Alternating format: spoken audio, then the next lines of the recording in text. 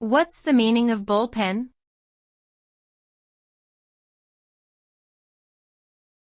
Bullpen.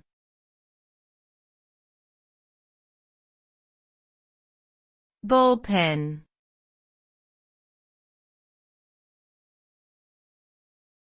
Bullpen.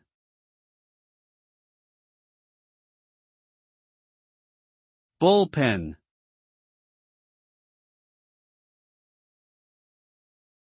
In baseball, a bullpen is the area where relief pitchers warm up before entering the game. It is usually located beyond the outfield wall and often consists of multiple pitching mounds and a set of seats for the players to sit on. The term bullpen originated from the early days of baseball, when teams kept their relievers in a fenced-in area next to the playing field, which resembled a bull's pen.